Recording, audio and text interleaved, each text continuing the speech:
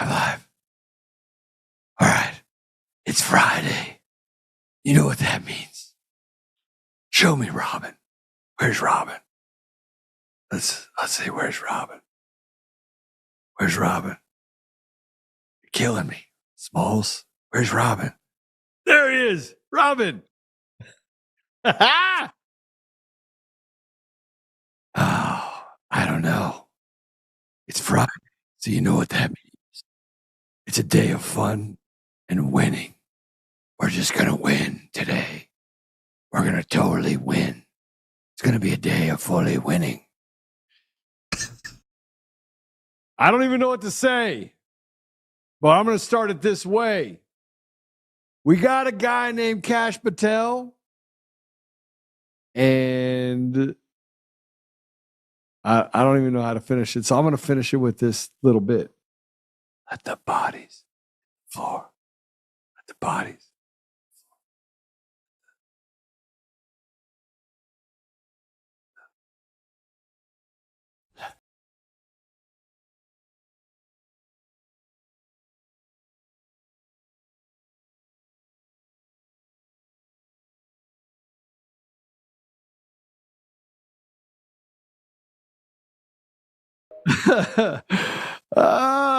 Let the bodies hit the floor. I can't even stop winning. It hurts. It hurts so much. And now we have, I was wrong. I will tell you I'm wrong. I feel like I just need to go. I need to have a penance for being wrong and just doubting that God would take us this far. And then somewhere along the line, he would run us all the way up and then not give us Kash Patel, our DEI hire. He's our DEI hire. We had to hit a quota. There was too many white people that were actually getting chosen. So we decided we wanted Kash Patel. Kash up Patel. So we decided we needed that. Apollo, do you think, he is the best DEI hire ever. The definitely best DEI hire. They want to see DEI. Okay. They got it. It's what's strange here is that it's unbelievable. I don't know what's happening in my rundown. My rundown's not my rundown right now. Am I missing something? It says possible thumbs. Am I like? You see it? You see it? I don't think so. You just maybe go down. I'm trying. Oh, there we go. There it is. All right. Okay. So it is Friday. We're going to have a little fun. We're going to talk about a bunch of stuff. We have Trump's executive actions. We have Border Patrol. We have ICE are making waves to secure our country. It's just good news after good news after good news. And, man. So just stay tuned for what's next because it's going to be a fun Friday.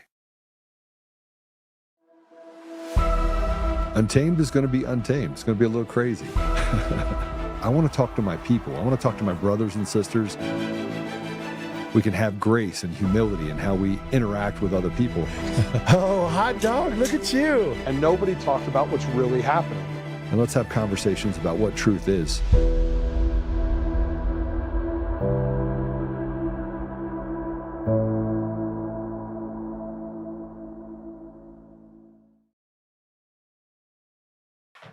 All right, so Kash Patel's in, finally in. They put it off. Dick Durbin, they lied. Adam Schiff had so much to say, and he kept saying it and saying it and saying it and saying, we can't let this guy in. And now that he's in, what do you think is going to happen? I believe that people are going to start being held accountable. If they're not held accountable, then it was all kabuki theater. But let's start with I'm going to start here. This is a fun Friday. We're going to keep it light. No, we're not. We're not going to keep it light. Pam Bondi, the 30-year-old, 60-year-old, she looks like she's 30. It's unbelievable. But wait till you see the video. It's crazy. She looks like she's a very attractive woman. And she's super smart. Super, super smart. I mean that in a fully Plutonic way. I mean, is it? Yeah. Okay. So at CPAC, Pam Bondi confirmed something that I think all of us have been waiting for. And I want to keep in mind that judges, senators, congressmen, congresswomen, they've all stopped the release of these documents. Let's go ahead and play it. Scaring bad guys is something Kash has talked about a lot, and you have when it comes to Jeffrey Epstein and the people who are like predators in this country. Yeah. They've been given a pass, and a lot of Americans think these guys have got a pass for a long time, and maybe even are still being protected right now. Where are we at with the Jeffrey Epstein list, the documents? And Kash has made a lot of public statements about this. Where are we at? I was briefed on that yesterday. I can't talk about that publicly, but President Trump has given a very strong directive, and that's going to be followed. Wow. Okay. So a lot of documents. Yeah. Okay. All right. So people can expect actual movement on this. It's not just empty promises. Oh, Donald Trump doesn't make empty promises. Yeah, right. I think promises made, promises kept, and that's why we're all there to carry out his directive about making America safe and prosperous.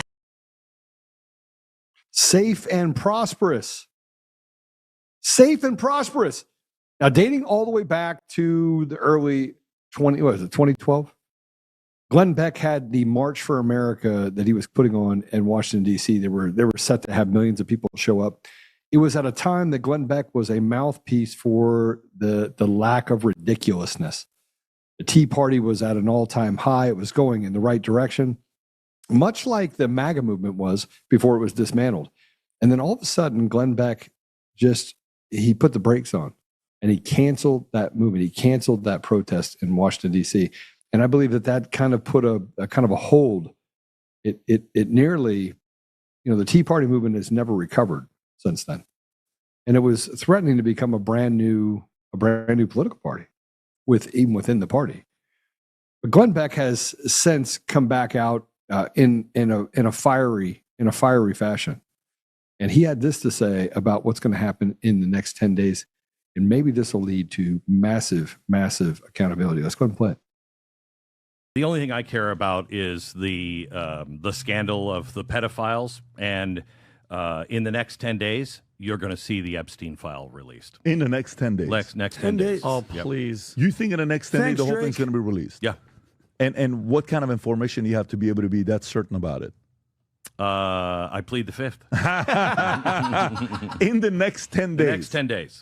Oh, please. Glenn, stop it. Next 10 days. You're teasing millions who want that list. Day number 1, Kash Patel walks in. By the end of the day, it will be released. Oh, please. Did Kash Patel get confirmed yet? Not yet. They Not delayed yet. it. Did RFK get confirmed yet? Not yet. Tulsi? None of them, though. House, not Senate. Yeah. So as soon as he's confirmed, his first day, it will be released. Oh, I can't wait. Now, that came before all of the confirmations came. And then this happened, which I was shocked by it. Pam Bondi goes and says that the client list has arrived and it's sitting somewhere. Let's go ahead and play it. The DOJ may be releasing the list of Jeffrey Epstein's clients. Will that really happen? It's sitting on my desk right now to review. That's been a directive by President Trump. I'm reviewing that. I'm reviewing JFK files, MLK files. That's all in the process of being reviewed because that was done at the directive of the president from all of these agencies. So have you seen anything that you said, oh my gosh? Not yet. Okay. Well, we'll check. And remember this. I want to play this. It was Kash Patel who said that a certain person named Bill Gates. Let's go ahead and play it. That Bill Gates is lobbying Congress night and day to prevent the disclosure of that list. And why is it that the Senate, and good. Okay, let's repeat that one more time. Can you play that one more time? Please, just play it one more time, maybe. Just one more time. Play it one more time. That Bill Gates is lobbying Congress night and day to prevent the disclosure of that list. And why is it that the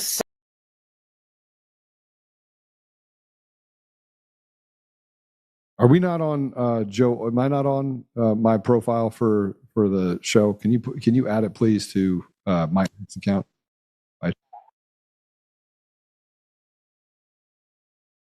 Okay, now you can. Now you can. Maybe just put it up there. I get people that are yelling at me. Please, Joe, put it on your show. Put it on. I was like, okay. Stop.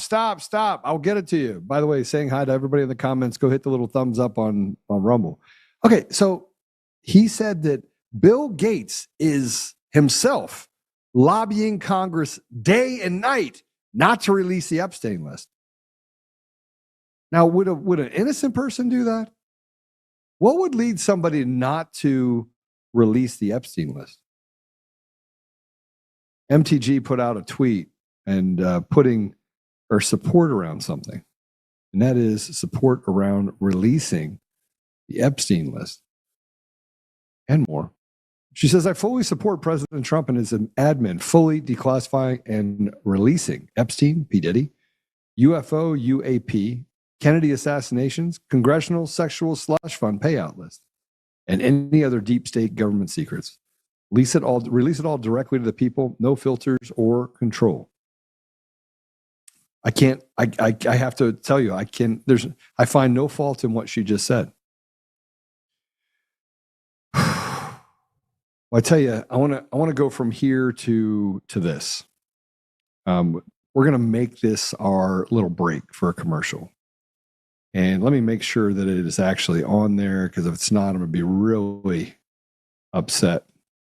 Let's see here. I'm going to go to Honor Bound really quick.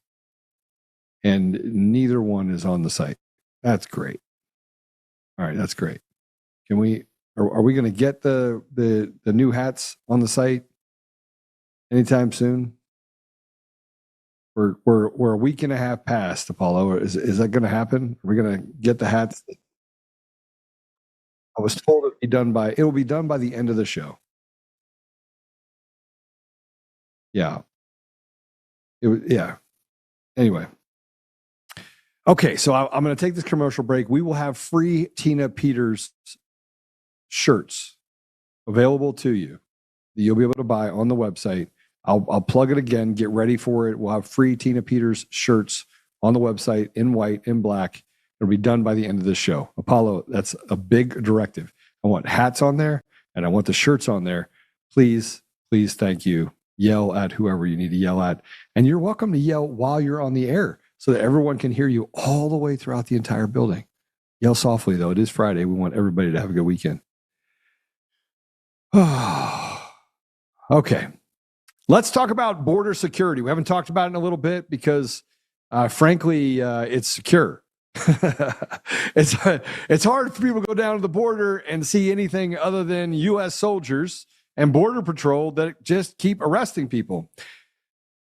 This is President Trump stated on day one, he declared a national emergency on our southern border. He sent the military to the border, secure sovereign territory of the United States of America, and he ended the catch and release. Let's go ahead and hear what he has to say. This was yesterday. He had this to say about his promises. Let's go and play it.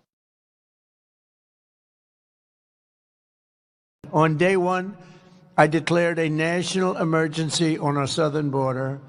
I sent our military to the border to secure the sovereign territory of the United States of America.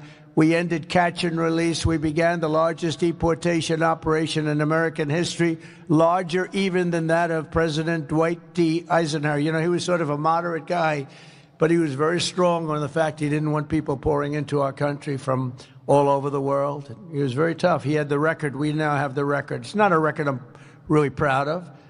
You don't like to do that, but we have no choice. We can't let it. I mean, they let criminals, many criminals, hundreds of thousands, probably millions of criminals, 21 million people, I believe, is the number.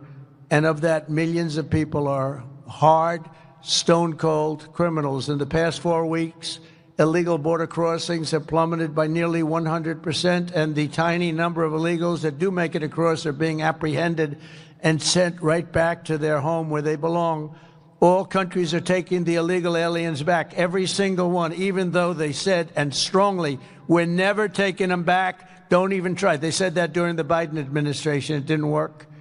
They're taking them back. They have no choice. They're taking them back. They know we're not playing games. We're not playing games.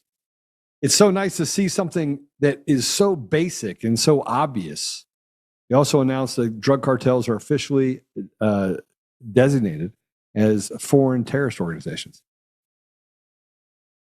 including the Tren de Aragua and MS-13. Let's go ahead and hear it. Just this week, I officially designated the drug cartels as foreign terrorist organizations, including Tren de Aragua and MS-13, which gives us great power. You know, it's that being said, I don't even know if I have the cut in here yet, but just yesterday, after a very long chase, they apprehended an individual and 1.5 million people. Enough fentanyl to kill 1.5 million people was found in that vehicle. That was just yesterday. And what we're doing right now, by declaring this basic amount of decency in our country, is that crime is plummeting everywhere. Crime is literally plummeting. Look, I'm going to say it again. Crime is plummeting everywhere. People are literally sick of it, and they're using President Trump as an indicator for what they won't put up with anywhere. The only place that you have to put up with it in places like Washington, D.C., or even in places like Chicago and other places. But even there, you're starting to see the people rise up and say, you know what, we're not putting up with you. But it is working, because at the northern Mexico border, the number of people in these shelters seeking to enter the United States has plummeted. Let's go ahead and play it. South of the border, also, there is a renovated hospital called Pumarejo. It's about 10-minute drive south of the Matamoros Bridge there that leads to Brownsville. And this facility had about 1,000 people there a year ago. It could have upwards of 2,000 people. There are 250 people there now, mostly from El Salvador, Guatemala, Honduras. I'm told very few Mexican families. These are people who had CBP One app appointments for asylum and were canceled after President Trump took office. Some of them hung on with hope that the appointments would be renewed. There was some rumors spreading. There was a February 9th date. Everyone thought that that was going to be the golden date. They were going to reinstate it. Of course, that date came and went. There were no appointments issued. So, you know, they're stuck. And some of them just don't know what they want to do, whether they want to get Mexican visas, whether they want to try to get jobs. Maybe they get Mexican visas. That's like a thing. They can do that if they'd like. They can stay in Mexico. They can go back to Honduras and Guatemala. My problem is that there are people still being trafficked from these countries, and that nonprofits, NGOs in those countries are still under a massive amount of these bad people, these demonic people's control.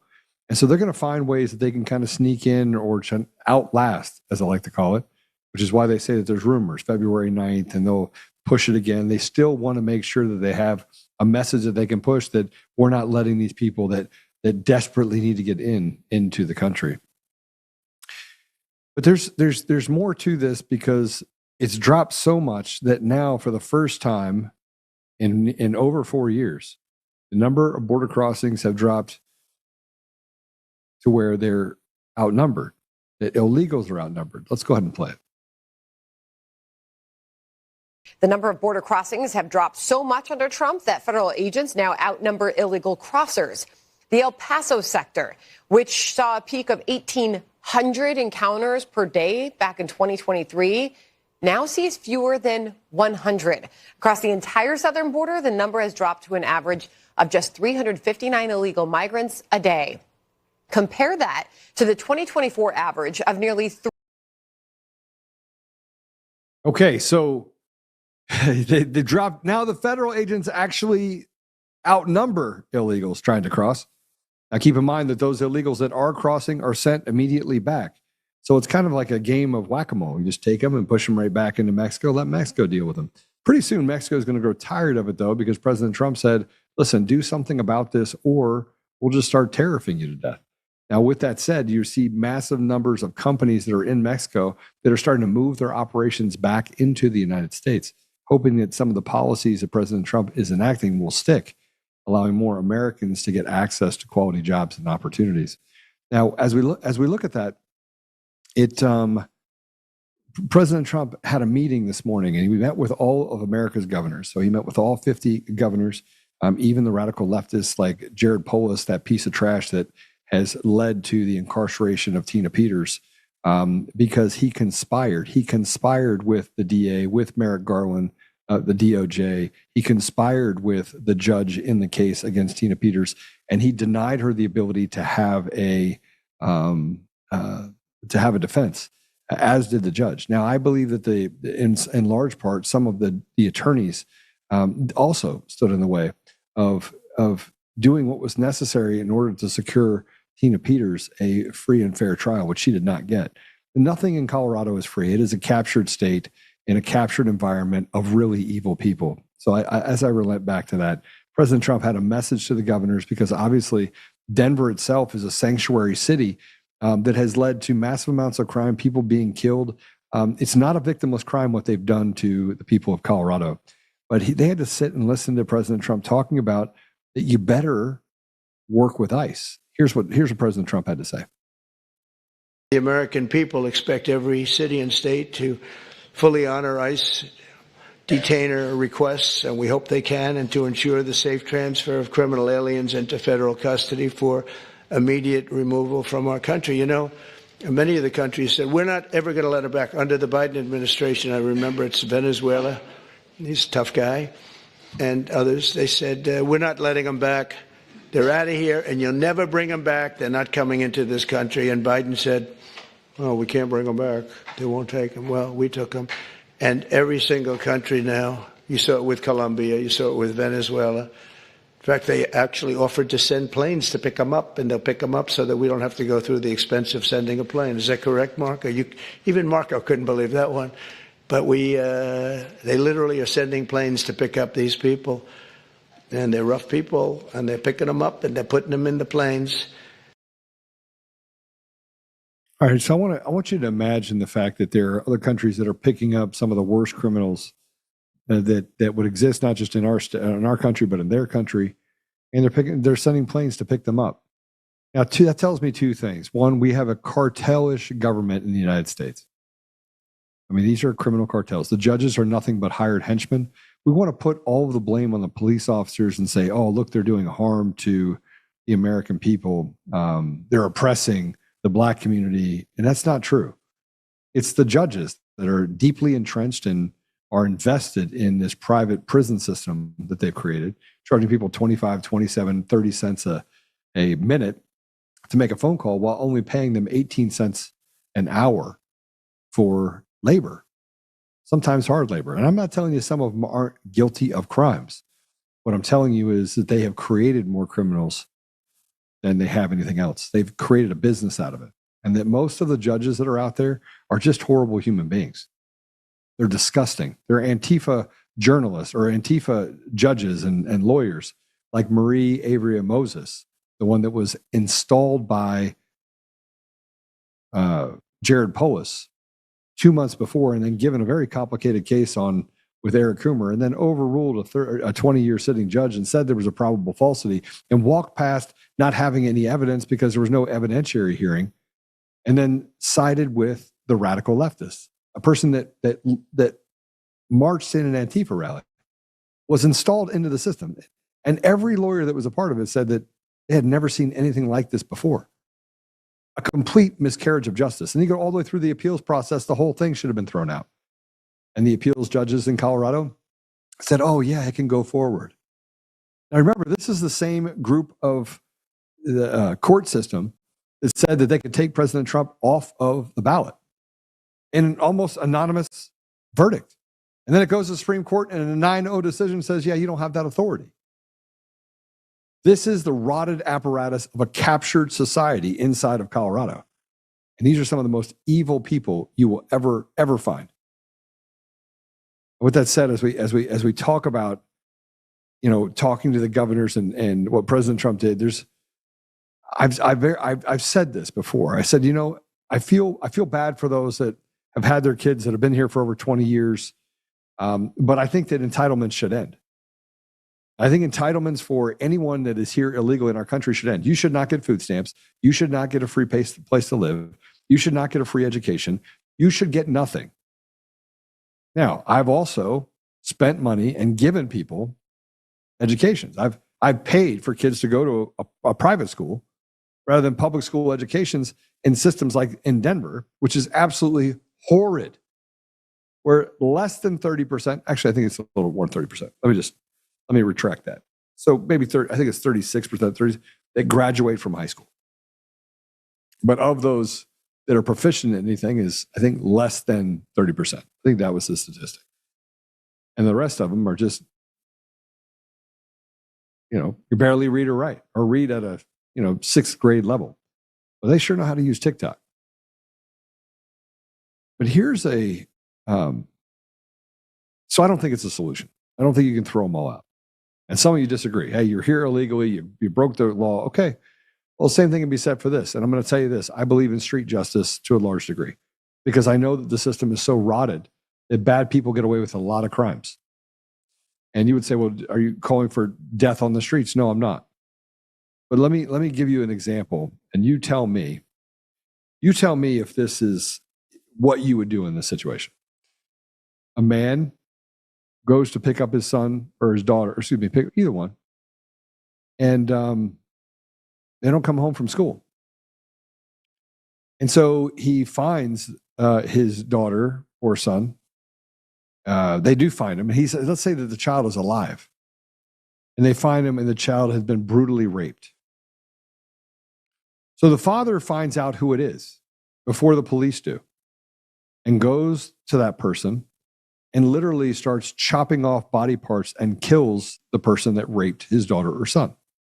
Now, I just got really, really gruesome. Do you put him in prison for the rest of his life? I mean, that little girl or that little boy is in prison for the rest of their lives. He did something illegal. He killed them. And look, I believe that vengeance belongs to the Lord. Consequence belongs to the people. Was it not a fair consequence to make sure that the person that did a massive amount of harm to this young person pays for it? Well, more often than not in this country, in just societies, in just environments, that person would have been what's called nullified. Jury's like, yeah, not guilty. And the person would sit up on that nail and literally say it 100%. Yep, I started with his arms. Then I cut off his digit. Then I cut off his legs. Then I tied a tourniquet. I mean, he could describe it to a T. And yet that jury would say, yeah, not guilty. Because what is he guilty of? And you're like, Joe, that's a totally different deal. No, you said it was absolute. You said that it's, you commit a crime, you should pay for that crime. And so I agree. There should be consequences to bad behavior. But the laws in our country have gotten to the point where it's such soup salad. And the people that really should be held accountable are never held accountable. And then the people that are here that maybe are innocent bystanders or victims of decisions that were made by people long before them, those people, how do you deal with it? Well, as I sit here and talk to you about this, I want to show you this. Here is a dreamer that lived here with their parents. They were born in the United States. And this family just said, I'm in fear for my life. And this is why media is so bad. Because President Trump didn't go out and said, hey, look, if you're an immigrant family and you're here illegally, I'm coming for all of you. He said, eventually, we're going to get to the people that are here that need to have consequences. But this family had this to say. They left. Let's go ahead and play it. We're in between limbos. 29-year-old Anna spoke to me over Zoom from a home near Ensenada, where she, her parents, and younger sisters are staying. She asked us not to show their faces. My parents immigrated in 97. Anna says her father emigrated from Mexico to San Diego under a work visa sponsored by a restaurant. Her parents' visa's expiring when the restaurant changed ownership in 2008, the family remaining in the San Diego area. Anna is a dreamer. Her sisters, ages 20 and 17, were born in the U.S. and are citizens. All were afraid to leave their Chula Vista apartment amid reported daily ICE sightings in their neighborhood. My biggest fear was having to hear that my dad got picked up in one of the ICE raids or my mom got picked up because she was walking to the corner store. On February 7th, Anna says the family made the difficult decision to leave the U.S. We were in constant fear and anxiety. It got to a point where we couldn't eat, sleep. Anna says if they had remained, her sister, who turns 21 in the fall, could have petitioned for visas for their parents. If my parents were to have been picked up by ICE, they would not have a pathway to citizenship. So the safest way at this point to start the paperwork from outside of the country. The family now en route to Mexico City with little money and no jobs. Anna's sisters were about to graduate high school and college. Their plans now on hold. When you think about your future, what does it look like? It's like looking in soapy water at the moment. You know, there's something there, but you don't know how you'll be able to achieve it. Michael Chen, ABC 10 News. Okay. So while we can, I just want you to think about something. I want you to stew over this. I want you to pray about it. I want you to do whatever you do to go through a process where you can understand what I'm saying. It's not black and white. I wish it was. And so while I can celebrate, and this is one of the things JC put down here that I think is absolutely key. It's like spot on. We can celebrate the iron fist that has cracked down on illegal immigration. We can celebrate it. But you have to also acknowledge that the system is broken. And it's been broken for a long time.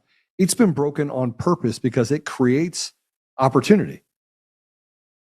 And that opportunity is never for the people. And it all comes down to problems and symptoms. And here's the problem. The lawyers in this country are some of the worst human beings. It's not a mistake that you say that if you put a boat out in the middle of the water and it's filled with lawyers and it starts to sink, what do you do? And people say, well, let it sink. And it's supposed to be a joke. And yet at the same time, recognize that the good lawyers that are there to do good. Man, my son's girlfriend is probably one of the most idealistic people you'll meet. Loves people, and she's going to law school. She wants to be a lawyer, and she wants to work on something that makes a difference. And I think she's going to be working in immigration. And so we've had conversations. I've had conversations with my son, but I look at her differently because what she wants to do is do good. And I know that as she gets further into the process, she's going to see some things. It's like you peel back the onion and all of a sudden you start to see the rot.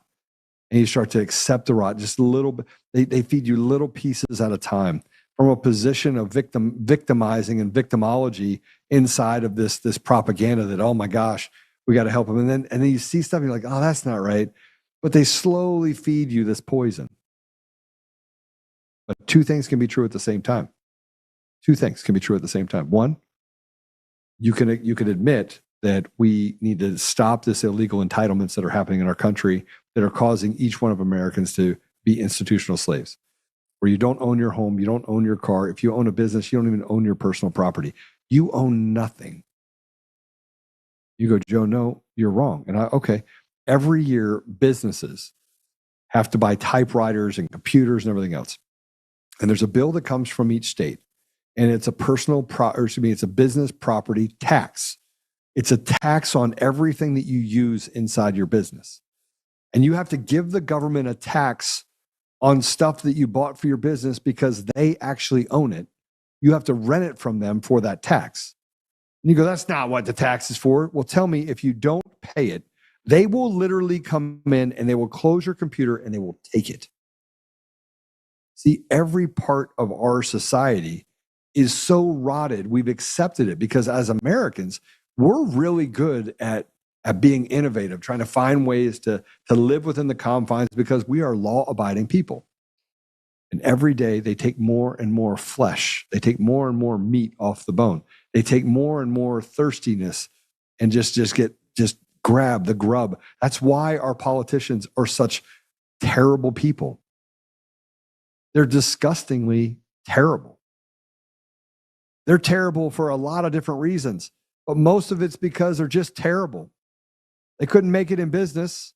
So they decided, I'm going to go into politics because I want money. I want somebody else's money. I want to go take something from someone that's not theirs. That's why you have an IRS.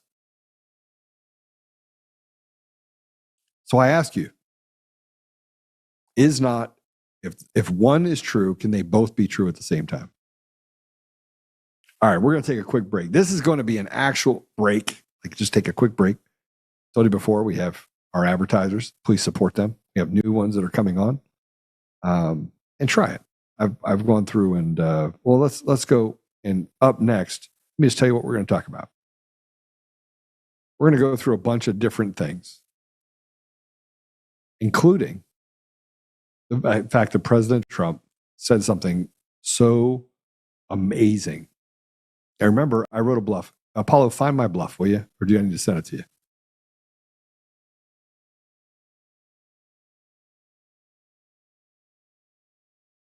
We'll be right back. We're gonna take a quick. I'm gonna go grab some water real quick, and then we'll be right back. And then I'm gonna walk through this with you. President Trump today was as revealing as I think you could ever be, and he put all the governors on notice. We'll be right back.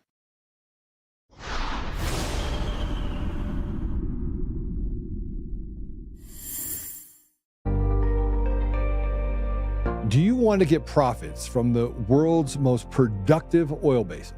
Bloomberg calls the Permian Basin the world's most important growth engine for oil production. Now there's a way for everyday investors to collect monthly checks from an incredible oil hotspot. It's not a stock, and it's not an ETF. Instead, you can actually own royalty rights on over 380,000 acres of prime oil and gas fields. The best part? 95% of all income from this investment gets paid directly to investors like you. You can simply sit back and collect the royalty checks month after month. You can get started with just $25 through any brokerage account. Visit oilboom2025.com to learn more about the opportunity from the Oxford Club's chief income strategist, Mark Lichtenfield.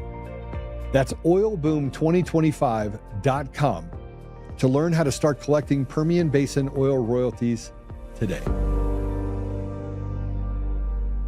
Hi, I'm Joe, Supreme Leader of DCF Guns. What is DCF Guns, you ask? We're the best damn gun store and range in the universe. Do we have guns? We have all the guns. We got small guns. We got big guns. We even have beastly guns. We offer all types of training, and we have 5 ranges across our 3 locations. I'm a good shot. And of course, we have all types of ammo. We even have flamethrowers. Woo! We offer incredible membership opportunities, and members save even more on guns, ammo, and accessories. Military, both active and retired, and first responders get up to 40% off memberships. Come join the DCF family today, where we keep the range hot and the deals hotter.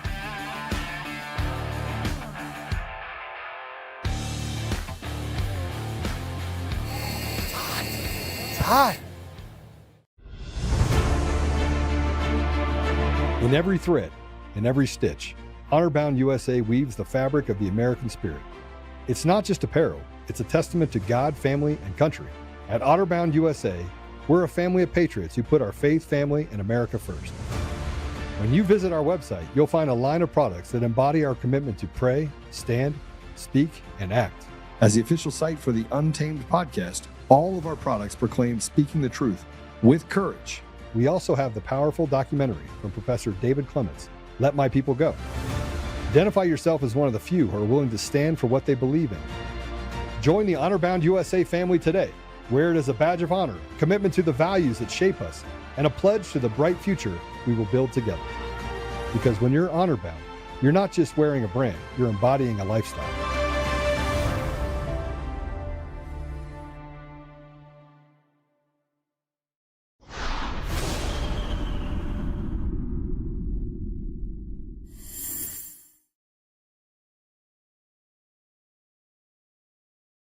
All right, we're back. We're back for the attack. Let me tell you what's happening on Honor-Bound. 1, the t-shirts are up there for free. Tina Peters. Those t-shirts are up on the site. Everyone go and buy a few of them. I want to reiterate something, if I can. I think it's important. People are like, Joe, you're going to grift off of Tina Peters.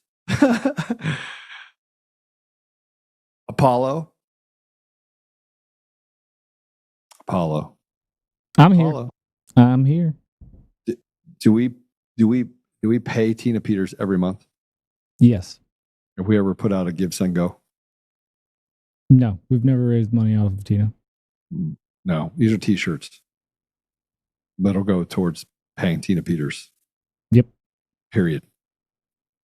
I will never make money on the back of my friends. I will never make money on the back of my family. Matter of fact, I'm probably one of those guys that will sacrifice it all for them. So go buy your T-shirts. I want 20,000 T-shirts bought of free Tina Peters. I want to go everywhere and see a T-shirt that says free Tina Peters on it. That's what I want to see. It is in red letters. I want people to be able to read it. You also, by the way, I want to talk about these coins. You have a 2-coin challenge set.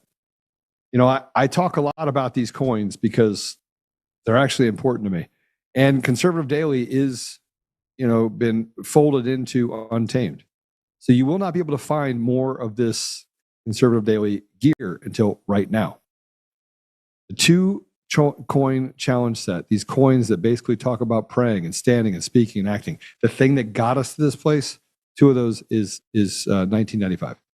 And the 5-coin challenge set is $29.95. Yeah, it is a loss leader for us. It means it is a loss for us. But I think it's time that we, and if you want to get the garb for the Conservative Daily podcast, you can get that. We will have all sorts of stuff on here for Untamed. That should be done next week as well. I don't see the hat yet up here. Apollo, where's my hat? It is? You put the hat up? Where? I can't see it. I mean, I can't find it on the site. You found it? Oh, you did? All right, let me see here. All right. I don't think people can see it. You can now go and buy the hat. So don't say I didn't do anything for you. I got the hat done. And it's like an act of Congress to get this stuff done. We got so much stuff going on at the office. Okay, I want to stop for a minute. I was going to talk about the steamroll through a bunch of stuff. But really, I sent you this clip. I hope you got it ready. Did you get it ready? Yeah. I'm going to play this for you. I just now today was asked to come on and be a commentator. And I've been a commentator on RT for quite some time. I mean, I would come on every couple of weeks and I give him my thoughts. And today it was about President Trump not siding with Zelensky. Now I'm going to play this, and then I'm going to talk to you about a text that I sent to Max McGuire. Because reconciling what President Trump is saying about Zelensky and how Max and I's relationship ended, I knew things then that I couldn't just go to Max and say, all right, here's why I know it. Here's the sources. Here's the stuff. And he's like, man, this is the final straw.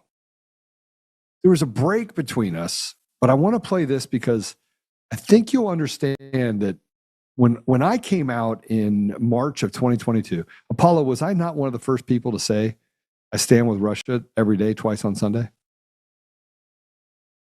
Yeah, they were going hard against Russia and making it out that everyone who didn't go along with the Ukraine narrative was a Russian op.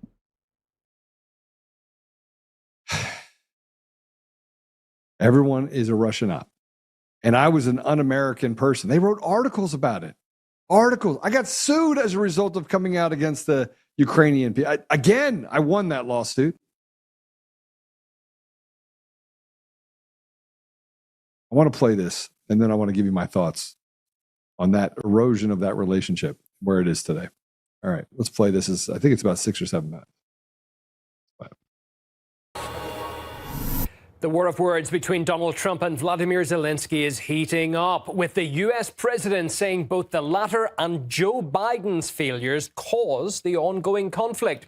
Mr. Trump also questioned the way Mr. Zelensky treated U.S. officials over the much-discussed rare earths deal. I've been watching him negotiate with no cards. He has no cards. And you get sick of it. You just get sick of it. And I've had it. And he then made a deal with us for rare earth and things. And who knows what rare earth is worth, but at least it's something. And who knows what it's worth. Who knows if they even have it. But we made a deal with rare earth, and Secretary of Treasury, a very good guy, actually went there, and they couldn't even come close to getting a deal done. And frankly, I wish he didn't go there, waste all of his time like that. But they couldn't get close. They met, right? And then when he wanted to get it closed, he was unable to meet him again.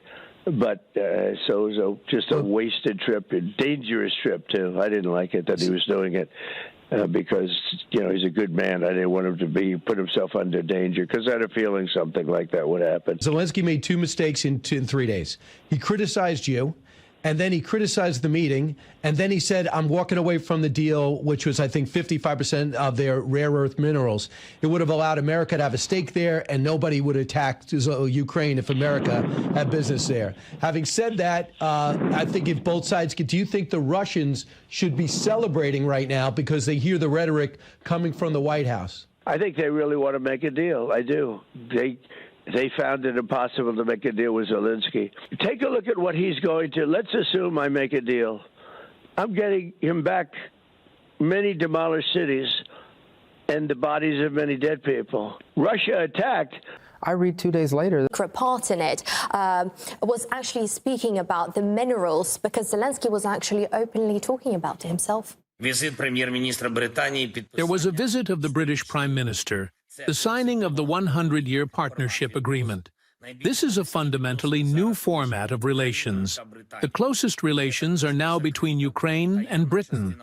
There is also a secure, secret part of the agreement. Everything that really adds to our resilience and the opportunity to develop. And, given this 100 years agreement, it actually means that Zelensky sold Ukraine's rare minerals to London before Washington. Yeah, no wonder why he wanted to talk about it being secret. Well, let's go live now to host of the Conservative Daily podcast and entrepreneur Joe Altman for his view. Joe, good to see you. In that earlier Fox News interview, we heard Donald Trump say Zelensky's presence in talks at the Ukraine conflict wasn't a necessity. Now, that surprised some. Why has he taken such a stance in your view? I believe that the writing's been on the wall for many years. Biden was doing as much as he could to cover up crimes that were being committed in Ukraine. It's like the devil's playground. I've had this stance going all the way back to March of 2022, and I think President Trump was smart enough to figure out what was really happening between this conflict between the U.S., or excuse me, not the U.S., but you could call it the U.S., between Ukraine and Russia. And it was nothing more than a proxy war. And Zelensky does not want to cede power, nor does he want to give up the opportunity he has to gain billions of dollars, most of which doesn't end up going towards anything, while they watch people die on the front lines. A lot of screeching from Europe and Democrats, etc. But some of the things that Donald Trump is saying, even they have to admit, well, maybe that's right, such as saying that Vladimir Zelensky has no hand to negotiate with when it comes to talks with Russia. It's hard not to see that as an accurate assessment as it stands, right? Well, remember, they've been walking away from the table to get to a peace deal for several years. It's not that there wasn't an appetite on your side or on Russia's side to come to some sort of agreement. And it's not that Vladimir Putin wanted to get involved in this war to begin with, right? This was an offensive that was set out very strategically in order to take care of things inside of Ukraine that, frankly, by any other terms, the Ukrainian president and the people in Ukraine would have been charged with war crimes. So instead, what they've done is projected what they have done to their own people. And frankly, the appetite's not there because war is very profitable for really bad people, and peace is not something that bad people seek as a resolution. So I think you're going to see some shiftings happen as people start seeing what the benefits are of having a peaceful society or a peaceful world. And these people, even in Europe, who have been the saber rattlers, that are continuing down the same path that Biden was, the people in those countries don't have any appetite for it there either. And it comes amid ongoing attempts to reach a deal between the US and Ukraine over rare earth minerals. We've heard much about that. That led to Zelensky reportedly missing a meeting with America's Treasury Secretary, some say hiding from that. Is such a deal a possibility? Well, I think one way or another, it's going to be a possibility. You look at Zelensky, a guy that talks about democracy out of both sides of his mouth while acting as a dictator. And he recognizes that there are some things inside of the Ukrainian ground that is valuable to others. They already had a deal, as you heard before, with the UK.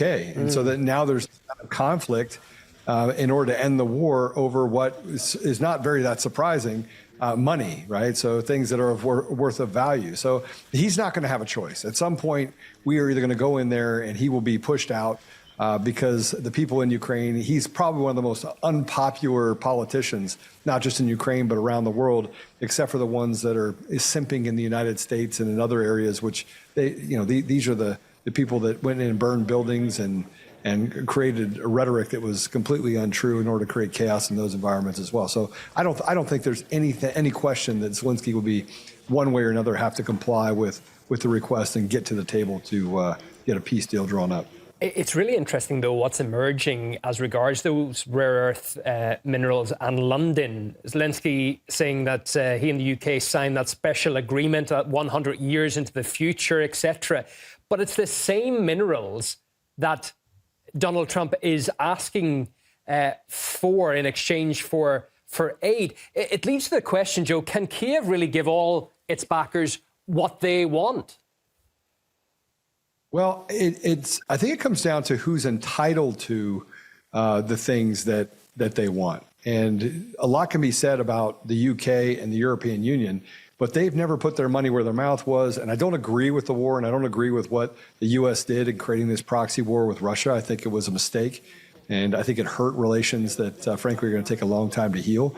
But at the same time, we still put up $300 billion to measly 50 or 75 million that came out of Europe. And so I don't believe that they have a stake as high as the United States, nor do I believe that they can create peaceful borders in Ukraine that Ukraine seeks. I also believe that with the U.S. there, it's a disadvantage to the European Union because I don't believe that Trump and or the incoming administrations, if we're able to get to safe and secure elections in the United States, will have an appetite for. And nobody in the United States wants to be at war with Russia. And frankly, there's much more to be gained by having a partnership with Russia than there ever would be in having a partnership with a country like Ukraine. So there's no benefit for, I think, the people of Ukraine to have the UK come in and be able to suck all their rare earth metals. But I do believe that there is a benefit to the United States in a lot of different ways, because with the right leadership in the United States, I think the partnership between Russia and the United States could be very, very powerful. How do you expect U.S. relations with Ukraine to develop now, Joe? Because you've got, for instance, European leaders saying, yes, we'll back you to the end, et cetera, et cetera. But when the brass tacks of paying money to Kiev, what the U.S. has been giving to Ukraine, when that hits home, not just to those leaders, but maybe it becomes public to taxpayers as well, is that going to fly in any way? No, I don't think it will. I don't think anyone in the world has an appetite for this demonic leadership that we've had, not just in the United States, but around the world. You know, Russia has been very patient. And I study kind of the difference between Russia and some of the other countries that are out there and the propaganda wars that are waged against its people. And I've had conversations with people in Russia that are more pragmatic, and they understand kind of the landscape. And it's just a matter-of-fact type of environment, where in Europe or the United States or the Western world, we seem to coddle and or create a false sense of what reality is. So I don't believe that I think people have woken up. And you could almost say that Russia, by being consistent and by President Putin being consistent in what he does and President Trump being consistent in what he does, the rest of the world is slowly waking up to the propaganda and these underlying interests that don't represent the interests of people holistically. Yeah, shocked at realpolitik, isn't it, really, when it comes down to it as well? Conservative commentator Joe Altman, live from Colorado. Joe, always good to see you. Thanks for your time. All right, take care. God Good. bless you. You know, I brought this up because the reason why Max McGuire left, he left Conservative Daily. He said, I just can't do it anymore. I can't do it. I can't, Joe, you're wrong. You can't stand with Russia. Thinking to myself, why can't I? Who told me that Russia is my enemy? You're just a Russian agent. Nobody's ever paid me anything. Not the United States government, not Russia's government, not anybody's government has ever paid me money to have an opinion. Quite the contrary. I've done work all over the world, and I've done it for the right reasons. Are you for humanity? Yep. Are you for humanity? Yep. Okay, so you don't want to kill people. You don't want to kill people. I'm on both your sides. Now let's come to an agreement that can solve the problem of why you have a conflict. I built an entire model called triggers and identifiers, things that actually work together, and that both sides will have a list of demands. And if you can find the things that are most important that are shrouded in some of the things that aren't as important, they will always align. There's always interests that don't have, they're not contradicting interests. They're not. And no matter where you look, the polarity of what people are looking for because of cultural differences and or just economic or just societal differences are always going to be different. And so I look at Russia differently because, first of all, I had access to more information and I understood what was really happening in Ukraine. But it caused a rift in our relationship. And so today I sent Max a text message. And I basically just wanted to say, hey, just saying hello. I said, more sad that I had to be right and you could not see it years ago because it cost us our friendship. Not sure you can reconcile the president standing with Russia and how that affects your mindset. I told you then there's so much that you did not understand. Maybe now you will. Not at liberty to always tell you what and how I know, but you kept picking the wrong horse. I'm happy that you are doing pro-life stuff. Pray you are well. And, you know, he responded, and I'm sharing that. I think I can share this. I think he'd be okay with me sharing it. He said it was wrong for Russia to invade Ukraine. It is bullshit to endlessly pay for an endless war. Both of these can be true. I was never a Zelensky fanboy, but I also didn't fall for the propaganda that Zelensky was secretly developing bioweapons in veterinarian laboratories. But he was. I walked away because of the first time in 8 years you told me you couldn't run the show I had prepared. Showed me I couldn't run the show they had prepared. Well, it wasn't. He's right. I mean, he's actually right. You talk about how I should have trusted you. You pulled the plug on a show based on not on talking to me, but on what Apollo had told you. Okay, Apollo just doesn't like you. I always respected your opinion, but you've also seen you make a ton of mistakes when it comes to picking the wrong horse. The man who wears, I'm not going to read this part, but he said it, and I was like, okay, fair. Let's talk about this. I like to have my friend back, honestly. And so here's the Apollo. He wasn't taking a shot at you. He was taking a shot at the fact that you and I had a good relationship. Just to clarify. And he wasn't. He wasn't. No. I mean, he lived in my house for 18 months.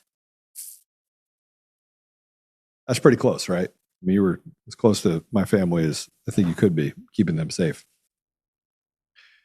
Safe to say that we became pretty close, I think. Right? I think so. I mean, I brought up the sharing a hotel room with you, and Erica thought it was too close, but Two separate beds. Two separate beds. Two things can be true at the same time. But I'm not sure people understand. I mean, most people do. I mean, there's a lot of people that have been with me since the beginning.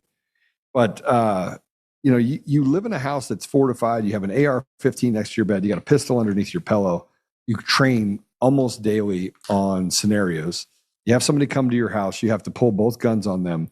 You have powder sent through the mail. You have to sit with your family while ET's little group, the group that wears those big hazmat suits, goes down and checks your home. You have the FBI there. You have first responders. You have the sheriff's office. You have all these people there.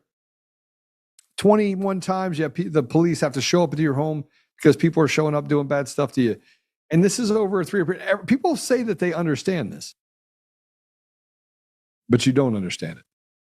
I mean, there's no way you could understand the weight of what they did for 3 years to me. And frankly, I want blood. You want the truth? I want blood. And every day I have to pray to the Lord that I can just put that away, but I want blood. And in 2022, I saw that needlessly people were going to have to die because, and 10 million, I don't know how many it is, but millions of Ukrainians died. And it was a war they couldn't win. It was an unattainable goal. They lied over and over again and did this Slava Ukraine and made up all sorts of things that just weren't true. And they weren't the underdog. They were literally the EBIT. They were the useful idiot that got used by evil people in the United States that wanted to keep people away from getting to the underpinnings of what was so bad inside of Ukraine. And a lot of that institutional rot just runs right back to NATO and Europe and Soros and WEF and just really bad people. But I don't think people understand just how much of a weight it was. I'm not sure, Apollo, I'm not sure I understand to this day. I mean, I'm starting to see it. I'm starting to feel it. I'm starting to understand it because it's getting further away. But I still have to sleep with a pistol next to my bed or next to my pillow. I still train every day. I still have an AR-15 next to my bed. I still have a gun I still have a gun everywhere I am within inches of where I am. Apollo does too. We have to fortify everything. We still know that the little cowardly person that went and hit the little thumbs down button on Rumble and all these other deals, that those people are hiding, just waiting for me to lose my edge. And I'm not going to lose my edge. I'm gonna keep my edge till the end of time. I'm gonna make sure that I've made a pact of this is what I'm gonna do until the day I die, and I'm gonna honor that. But I'm not sure that everyone understands at the time. That heightened awareness that I had of what was happening in Ukraine really helped me to understand what was really happening as people gave me information, what was real, what wasn't. Well, and we talked about this sometime after that, especially after that first year. Mm-hmm. But I mean, you got a lot of bad people, and you talk about getting you to lose your cool. I think there's a lot of people that were specifically trying to trigger you, and some of that can be in really sneaky ways. But that's exactly what they want you to do, and they want someone like you. I mean, they have all these crazy digital twin profiles. They profile everybody, and you're somebody who doesn't react like all emotional, then you go in a corner and cry and like ghosts. Like, no, you go right at the problem, and they know that. And I think there are people who try to, get individuals like yourself and in whatever ways they can in high profile scenarios to react in a certain way so that they can discredit them and so that they can, make them destroy themselves or whatever it might be.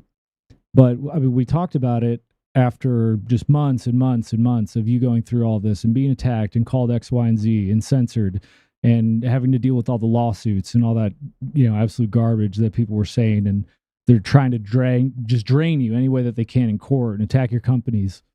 And there was a day that, because you had given me advice several times, like, brother, and you used to say this a lot, don't let them steal your joy. And right. There was a day where I just said, Joe, because you were on a roll, just like going after people on X or something. And I was like, Joe, I think you're letting these people dictate, how you how you were feeling too much. It was like these people like Jovan and some people, they were going at you. And I said, like, don't let them take your joy. Don't let them be like that. And it was like around that time that we talked on the show about how much this had actually worn on you. And especially they go after your family. And, you have a lot of sympathy for President Trump, when you think about that too and all the things that he's going through, because they do the same thing to him and anyone who's trying to really do good and doesn't play ball. But there is a point where you have to like take that breath. And I think there's a lot in the audience who probably, should relate to this a little bit because they've done it to all of us on a pretty big scale with COVID and all these things and targeting MAGA people. But it really does weigh on you. And especially it's difficult when you have a lot of people who look up to you or someone like you who's running companies and has a ton of weight on you and is trying to do all these things for different people. And, you're kind of just like bleeding out in a lot of ways.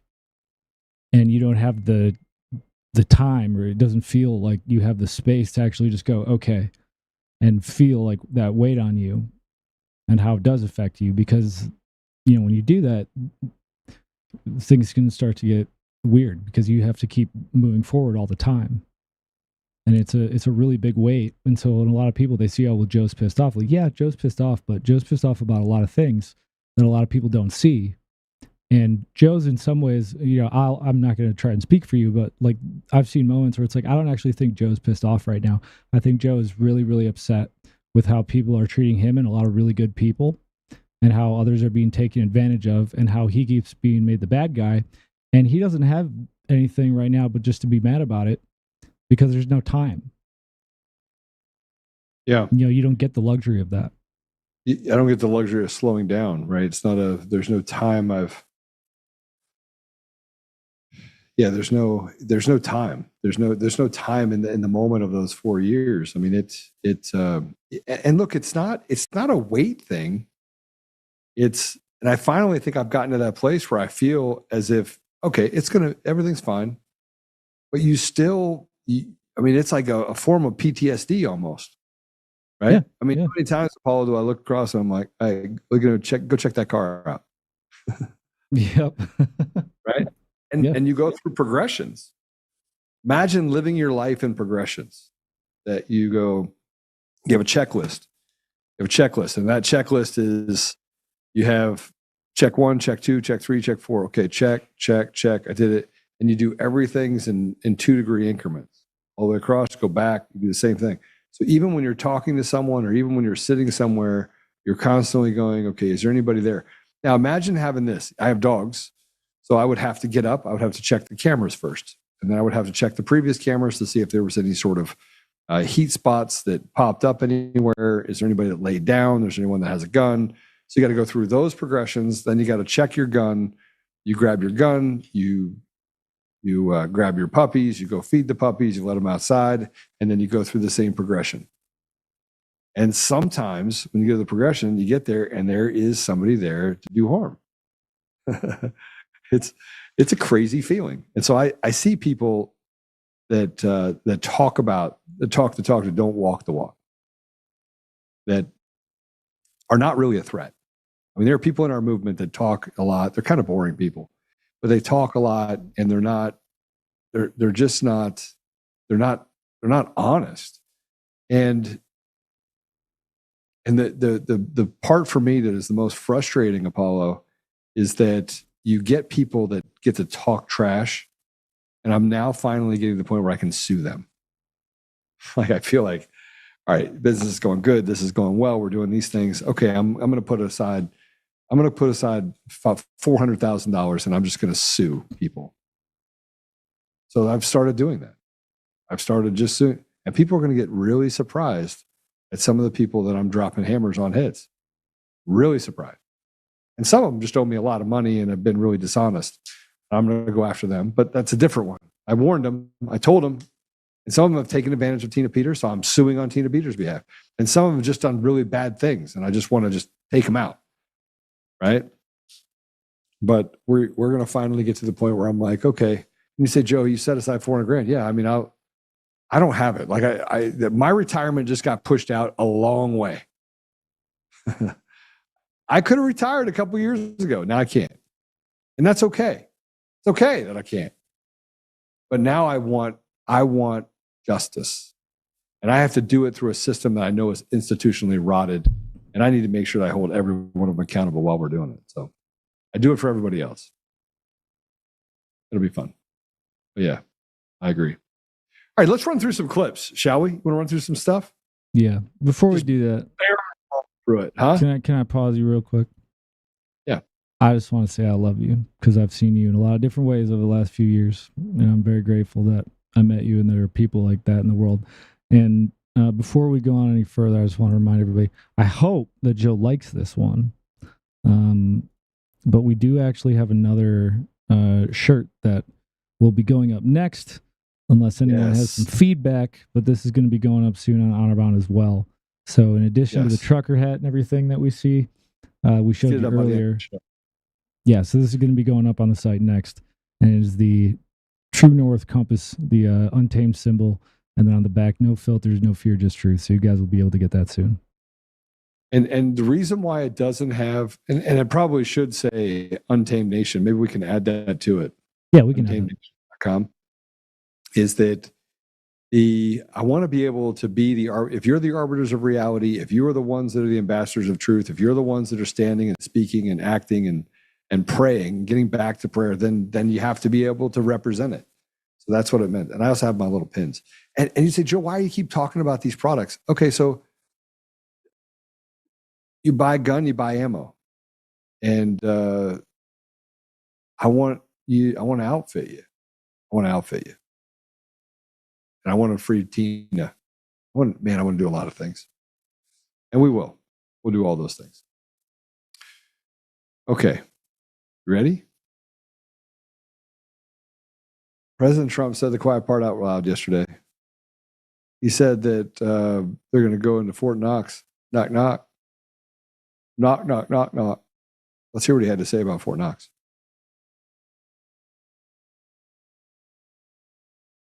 And I'm going to do something. I'm actually going on this one. You know, all my life I've heard about Fort Knox. That's where the gold is kept, right? I heard Fort Knox. Oh. But, you know, we're getting a little bit shaky. We're getting the yips on this stuff. Like, I want to find out. So we're going to open up the doors. I'm going to see if we have gold there. We want to find out. Did anybody steal the gold in Fort Knox?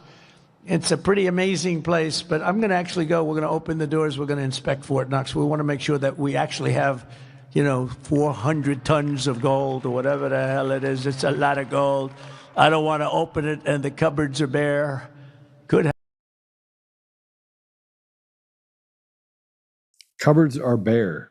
Can you imagine that, going to Fort Knox and saying, hey, we're going to audit Fort Knox. There's supposed to be, 5,000, what is it, 5,000 tons of gold? And it's all gone. Okay, now I want you guys to sit on the edge of your seat.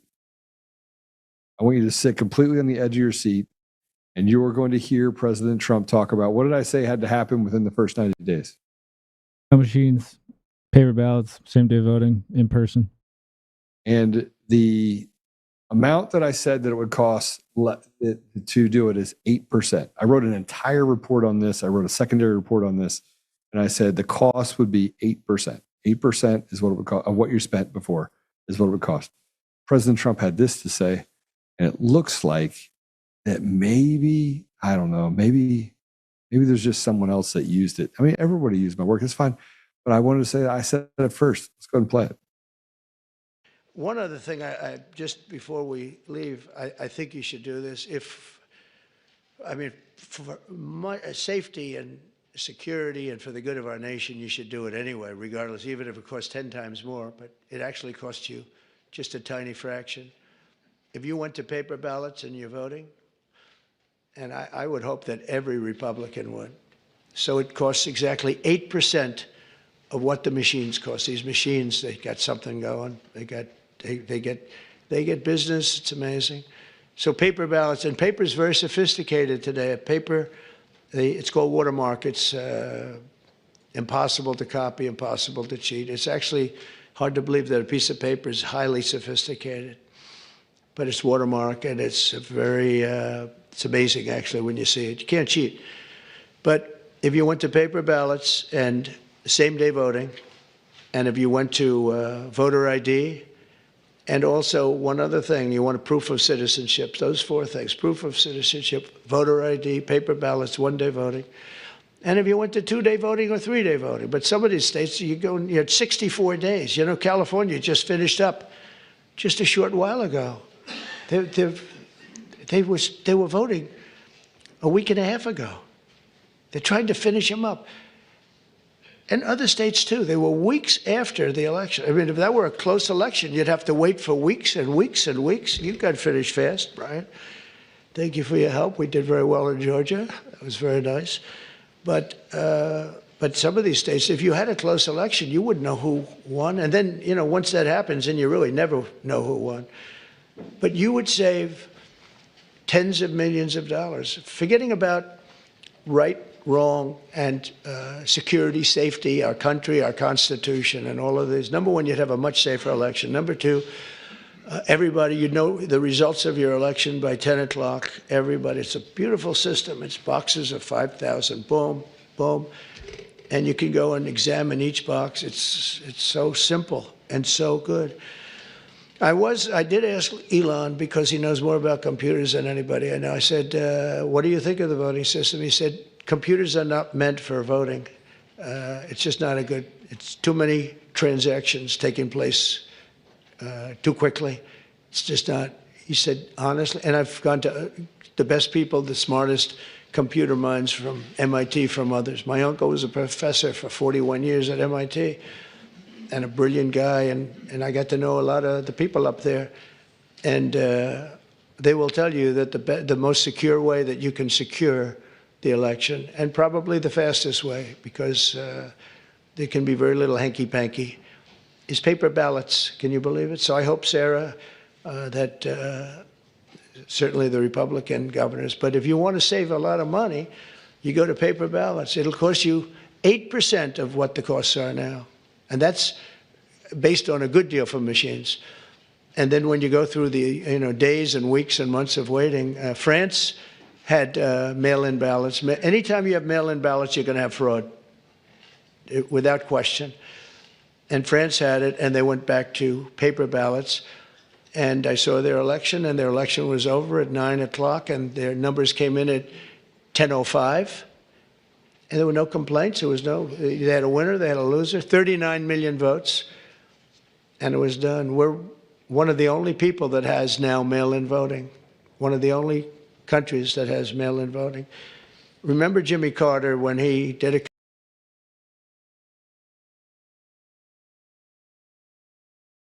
paper ballots in person, same day, 8%, no mail-in ballots. Now what do you think? You think that President Trump's paying attention? I didn't go to MIT. I went to a state school. So I'm not that bright. And I've read 2,500 books, so I wouldn't qualify because I didn't go to an Ivy League school. But I do want to say this. I've been wrong once. That was Kash Patel not getting confirmed. But guess what? I was wrong about Kash Patel not being confirmed. I was right about pretty much everything else. Apollo, it feels good to be right all the time. Let the bodies.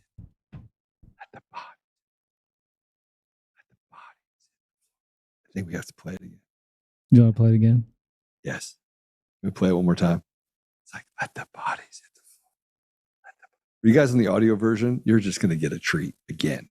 Here we go. Let's go. We got it. Wait. Let the bodies hit the floor. Let the bodies hit the floor. Let the bodies.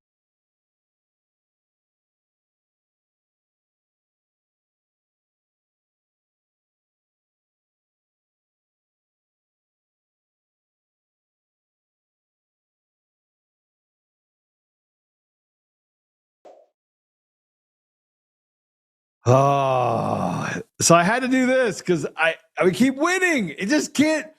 The ref stole the hockey game yesterday, though. Just so you know, It was Canada versus the U.S., and it was unbelievable. They walked past so many times that they had too many skaters on. That's a major penalty, by the way. It should have been 100%. They should have had a bunch of people in the penalty box. But Canada won 3-2. It's probably the only thing that Canada's won in a long time. But it was stolen too. It was terrible. In the same meeting with the governors, President Trump hammered the Maine governor, who's just a nasty, nasty woman. She's disgusting. But he had this to say when he said, "Hey, he just decided I'm going to call her out. Let's go ahead and play it." CAA has complied immediately. By the way, that's good. But I understand Maine. Is Maine here? The governor of Maine? Are you not going to comply with it? I'm complying with state and federal laws. We are the federal law. Well, you better do it. You better do it because you're not going to get any federal funding at all if you don't. And by the way, your population, even though it's somewhat liberal, although I did very well there, your population doesn't want men playing in women's sports. So you better comply because otherwise you're not getting any federal funding. See you in court. Every state, good. I'll see you in court. I look forward to that. That should be a real easy one. And enjoy your life after governor because I don't think you'll be in elected politics. I don't think you'll be in elected politics. Hey, so I'm floating it. I'm floating the idea. Do I run for governor? Do I not run for governor? What am I doing? Am I not? I keep floating it. Maybe I'll move up to Maine and I'll run for governor up there and doge that state. It's a little state. It's not a big state. Maybe a little state. We get it all done. But what was best is that when President Trump was ripping her, this is the expression on her face. You see that? She looks really happy. Why is it that shit people, they literally look like demons? I mean, this sea monster looks like a demon. Am I wrong, Apollo? Does she look like a demon? Looks like a demon. Yeah, she looks like, I mean, if she doesn't have kids around, she probably finds a teddy bear to snack on. Well, some other stuff came out of the CPAC that was good. We haven't. Everybody says, Joe, why haven't you put up the CPAC and everything else? You know what? It's kind of boring this year. But there's some parts in it that are good. It basically is a swamp creature haven, and I'm out. So we put up a little bit of it. You can watch it on some of the channels. We put up some of the stuff that's happening. But the National Security Advisor, Mike Waltz, had this to say about Panama. By the way, Panama is one of the most fun places you can ever go. But let's hear what he has to say about China and Panama. President Trump is who pivoted us, pivoted the whole national security apparatus back in 2017 and 2018 to deal with the threat and the competition that China is. But he firmly believes we can win this economically, we can win this through our supply chains, we can win this through our markets and fair trade deals, and at the same time rebuilding our great military under, how about our Defense Secretary, Pete Hegseth, right?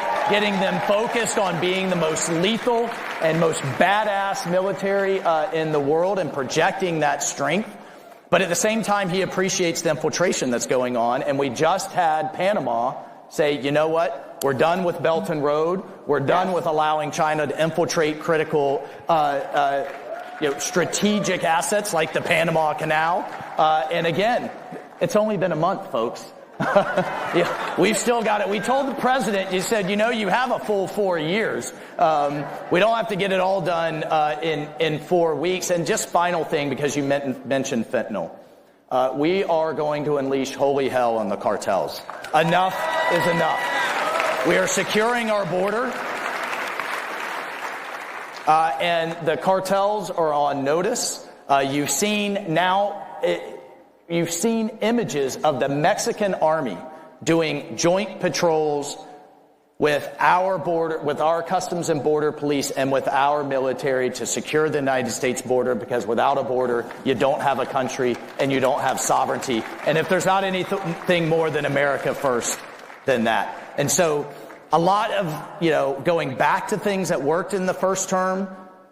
But you know what we have now in the second term? We have a team that is 200% on board with the vision of President Trump. And we've got a great Secretary of State, a great Secretary of Defense, Secretary of Treasury. We've got the Team Florida with Susie Wiles and our Chief of Staff. Like, we are hitting on all cylinders, and we don't have a president that's year 1 or even year 5. He's year 9. And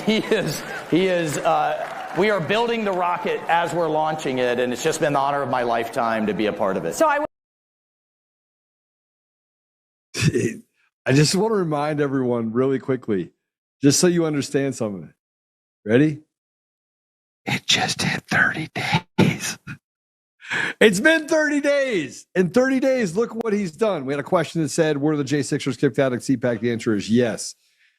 And Lynn says, Joe, you said you're not going to retire for a while, so you might as well be governor. Good point. Good point. Just a lot of stuff. I don't live in Colorado, but Colorado needs you. Yeah, they probably do. Gator bait. You're right. Yeah, and Griner says that Schlapp thinks that they are the party. I agree with you. They do. These people are delusional. Delusional, I believe. Delusional. And so we're going to do what we can to maybe help them out a little bit. They do. These people are so let's jump right into the next thing, which is, has anybody who is a poor performer, Apollo, we fired a couple poor performers recently.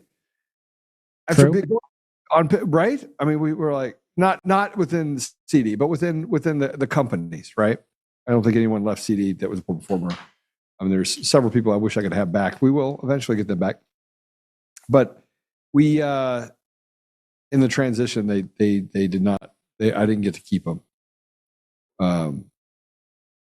But we had a few poor performers, and so this reporter, this bleeding heart reporter, says that she feels bad for government workers. That, yeah. Anyway, just play it. This person got their lunch eaten by economic guy Kevin Hassett. Let's play it. So you're saying that everybody who's being let go was doing a bad job? I'm saying that we're studying every agency and deciding who to let go and why. And we're doing so very rationally with a lot of support from analysis. Because we're being told by a lot of people who have been let go at other agencies that they were told they were being dismissed because of poor performance, when in some cases they haven't even had a performance review yet because they've only been on the job a couple of months. Yeah, I've never seen a person who was laid off for poor performance say that they were performing poorly. Okay. Good point. She said, good point. Okay, I think he reached down and just took her soul. Maybe just a little bit of her soul, not all of it. And then a reporter also asked if Trump is considering replacing the income tax with tariff revenue. And this is what he had to say. President Trump has spoken about replacing income tax with tariff revenue, especially with all this waste, fraud, and abuse that we're seeing cut. Is that a possibility? Absolutely. And in fact, if you think about the China tariff revenue that we're estimating is coming in from the 10% that we just added, plus the de minimis thing, that it's between $500 billion and $1 trillion over 10 years is our estimate. And that's something that is outside of the reductions that markets are seeing through the negotiations up on the Hill. And so we expect that the tariff revenue is actually going to make it much easier for Republicans to pass a bill, and that was the president's plan. Whoa. Okay, so now it's time for the fun Friday part. You know, the left is seething, and it's not Democrats. It's not people that are in our communities. It's not the guys next door that you're like, he's a little left. He's a liberal. He likes Bernie Sanders. Like Chris, my partner, Chris, he likes Bernie Sanders. I don't know how anybody could like Bernie Sanders. Chris, I don't know how you can like Bernie Sanders. I don't know how. I can't square that. But with that said, we're going to get into the Fun Friday. Imagine somebody that is in Congress who is claiming that she's rooting for Canada and Mexico over the United States. You're not going to believe it. Let's go ahead and play it. really been the one to call it out. The fact that I'm rooting for Canada and I'm rooting for Mexico a lot is really wild. But they are really the ones that are speaking truth to power right now. They can see what it is, and they were like, we are not messing with this crazy regime from Mar-a-Lago, and basically calling them thugs. That's what it is. But I'm like, y'all knew who he was when y'all elected him. So don't act. All right, let me explain something to you. She can't even speak English, number one. She said that they're calling them thugs. Mexico literally rapes and murders their own people and has taken away their ability to own a gun. More drugs come through Mexico, and sometimes, actually most times, the United States hides it well, and that they're a criminal cartel that is run by criminal cartel judges, and the entire apparatus of the judiciary is absolutely rotted at the core. But they have to make some things work that makes it look like they're doing the right thing. There's enough of the good guys that they can tell a couple of those stories. In Mexico, it's quite the opposite. In Mexico, the criminals have machine guns that are provided most often by DEA and the CIA. If you get sideways with a certain family or family members and you decide that you're like, they tell you to just get on the other side of the road, and you're like, yeah, I'm not going to do that. They'll just mow down your entire family, kill your 2-year-old, hang them from a pole. That's the reality of Mexico. Now, when we get up to Canada, you have, roughly the population, it's, I think, twice the size of, or 1.5 times the size of the United States, maybe twice the size, and has the same population that you'd have in, say, California. So 30 million people roughly, they're across Canada. And they'll just reach in and take away, if you don't get the jab, they'll just take away everything from you. They'll literally just take away your pension. They'll take away your company. They'll throw you in jail for speaking out. I mean, I would, if I was a congressman in the United States, I would definitely be rooting for Canada. I'd be rooting for a very totalitarian regime that is run by some of the weakest sycophants that you would ever find in the world. Yeah, that's what I would spend my time doing. So you have a person that is projecting. You have Crockett that's projecting that somehow that this group from Mar-a-Lago, and she can't even speak English. She's a retard. We have the most retarded, weak, pathetic people in Congress. And now she's saying the quiet part out loud and projecting what it is that she's supporting. She's supporting and rooting for criminals. I should tell you something. Okay, so we're going to play it again. We're going to play this again. I think Kash should have a new album. Let's play it.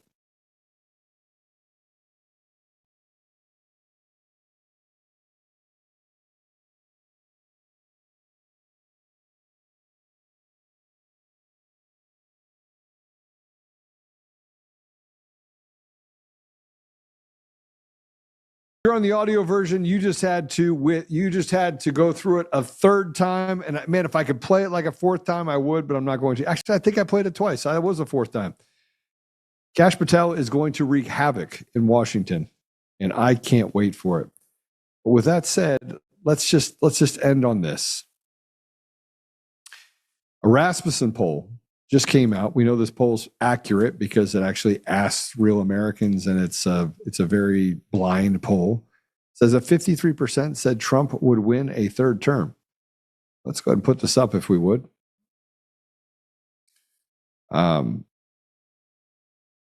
Here's what it says. Majority of likely U.S. voters said President Donald Trump would win a third White House term if the 22nd Amendment was repealed. I'm not for repealing it, by the way. Survey found that 53% say Trump would likely be reelected to a third term, including 32% that say he's very likely the president will return to the White House a third time. The Constitution 22nd Amendment was enacted after former President Franklin Delano Roosevelt won an unprecedented fourth overall Oval Office term. The amendment limits presidents to 2 terms in office. According to the poll, 35% said it's unlikely that Trump could win a third presidential term, including 19% who said that it's not at all likely. 11% of respondents were unsure. Pretty crazy stuff. I wouldn't, I think I would like to see him have a second term only because there's a lot of good to be done. But I don't think it's likely that will be something that passes the muster. Okay, so with that said, Apollo, you got anything for Friday when we send people off into the wild blue yonder? I kind of just want to play the Kash again. I like have not been able to stop listening to that. It is pretty awesome. It's pretty awesome. I want to thank everyone on X and Pilled. Pilled, thank you for all the stuff that you have done over there. Thank you to Matt and Matt. Pretty cool stuff. Yeah, and get your Tina shirts. Do anything that you can to support Tina, you guys. Shirts. Get over there. Hats. Thank you to Matt and Matt. Get your hats. Get. I'm just saying, get everything. I do want to say thank you to Rumble for giving us more slots to make it easier for us to go live. I'll thank everyone, and thank you for Facebook for absolutely dropping the ban hammer on us and making it so that it's impossible for people to watch the show over on Facebook. I think you suck monkey balls personally, so I'm just going to say right now that I'm glad that you are blocking people from going there because they can go somewhere else and watch the show. For those of you that are watching on the Apple Podcast, Google Podcast, Spotify, Pandora, iHeartRadio, TuneIn, and more, I just want you to make sure you go give me a 5-star review. Tell all your friends about me and share. Hit the share button. So I'm going to see how many people have hit the little button on Rumble. Not enough. I want everybody to go the little thumbs up deal on Rumble. I'm not going to pray till you do it. Just go down there and hit the thumbs up, and including the 2 people that did the thumbs down. Thank you. I want to thank. You know what I want to thank you for? I want to thank you that you took the time to come over here and find our show, and you do it so consistently. I had a nice conversation with someone at Rumble, and they's like, yeah, you know what? It's the same people that actually hit your thumbs up every day. And I was like, oh, thank you. I just want to say thank you. I want to say thank you for being consistent. I hope you learned something from being over here hanging out with me. Thank you, thank you, thank you. So can everyone just hit that little thumbs up button and hit the share button? So I'm going to ask you to be the ambassadors of truth and send stuff around if I deserve it. If I don't, do it anyway, because I do deserve it. And I don't care what you say. I still deserve it. Apollo, anything else that we can do besides get people to hit the little thumbs up? Oh, see, people are finding the little thumbs up Yeah, button. they should text us. They should remember that they can get their text alerts, which should be working. If people are having problems, I have not getting a bunch of emails saying that they're not. So you guys text Untamed to 89517. You better do it. Untamed to, because I am untamed. I am definitely not tamed, to 89517. And get over to Honorbound USA and make sure you support our show and the people in it, because it's pretty awesome. And we got a couple of other announcements. We got some people that are going to be coming on to the show. I don't know when we're starting that. We're starting this week or next week? Next week we have War. Yeah. We have Wayne Allen Root next week. Can you imagine that? Wayne Allen Root is going to be on next week. Wayne Allen Root. For all of you people that think that Wayne is cool, he is cool. Really cool guy. I like the guy a lot. But he is going to be on the show. And we will have him on as an Untamed guest. He's going to be doing it. He does a radio show and does a couple other things. I think he's interviewed President Trump a couple times. 5, 6, 7, 8 times, which is pretty awesome. And he's going to be on the show, or on his own show, an Untamed show, 5 days a week. And is it 7 p.m. or 8 p.m.? It is. So he's going to be going with us from 6 to 8 Eastern on the evening, Monday through Thursday, and then from 7 to 8 Eastern on Fridays. All right, awesome. One with us. Say that again. What's that? Me? Yeah. No, I think that was an echo going back to you from your thing. Oh, was it? Okay. Yeah, other than that, I don't have anything at all to share with you other than we're really excited about what we've been able to accomplish with Untamed. And we look forward to being able to kind of move all the pieces to the puzzles around and get a bunch of cool people. We have some other announcements of other people that'll be on too, so just stay tuned for that. Yeah, that's all I got. That's all I got. Should we pray it out? Let's pray it out. Let's pray it out. Lakers play tomorrow, play the Nuggets tomorrow. We're going to spank them. I'm going to pray for that, I think. Jokic to beat little LeBron James and Bronny James. How did Bronny James even make it to the NBA? I mean, he's like a 4% shooter, and he looks awful. I mean, I saw it's really bad. I think someone needs to do something about that. Okay, we're going to pray for Tina. We're going to pray for President Trump. We're going to pray for Elon Musk. We're going to pray for Kash Patel and for Pam Bondi, and just to give Pete Hegseth, just to give them the courage that they need to get things done the way that they should get done. And then we'll pray for the guys that are whistleblowers, that they can have some peace and maybe get some other lawsuits settled, made whole. So I think that's an important kind of next step. All right, let's pray. Father God, thank you for being here today with us. Thank you for the just the opportunities you've given us in our lives and the blessings that we've been able to partake in with our children and our work and our spouses and our friends as well, Father, and our families. So, Father, I just I want to say thank you for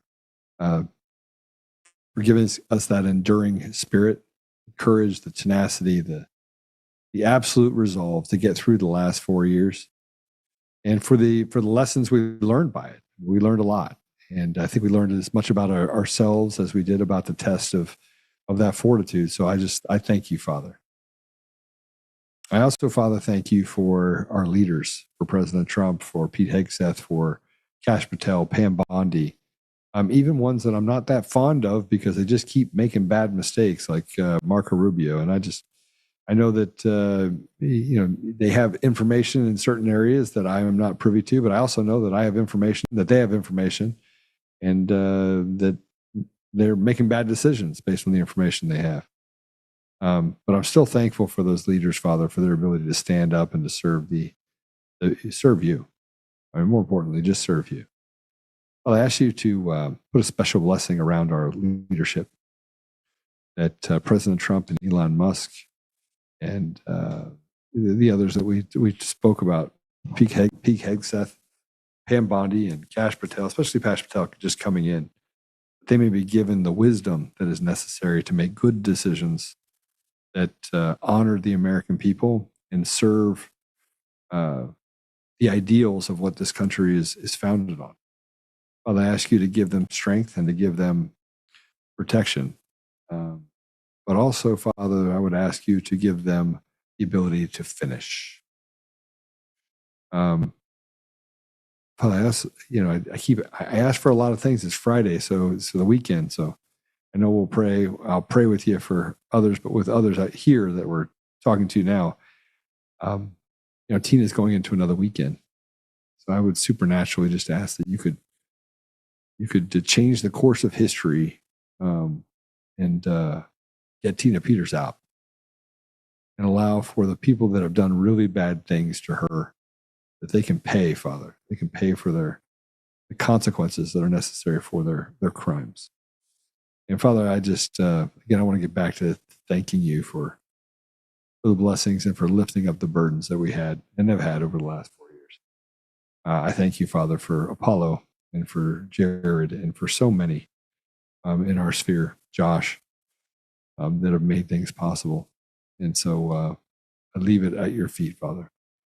And I ask you to bless those that are listening, Father. Give them peace, but also give them a sense of resolve and a sense of purpose. I say these things humbly in the name of Jesus Christ. Amen. Man, I feel good about today. I feel really good. See how many little thumbs up we got. We didn't get a lot. We only got another 25. Come on, guys. Give me to 100. Just share it and tell everyone when you share it to hit the thumbs up button. All right, have a great weekend. I'm done. For those on the audio version, love you guys. Love all the people that are here. I love the support that you've given to Tina and to others. And I love the fact that you continue to stand for what's right. So thank you. God bless you. And we'll see you soon.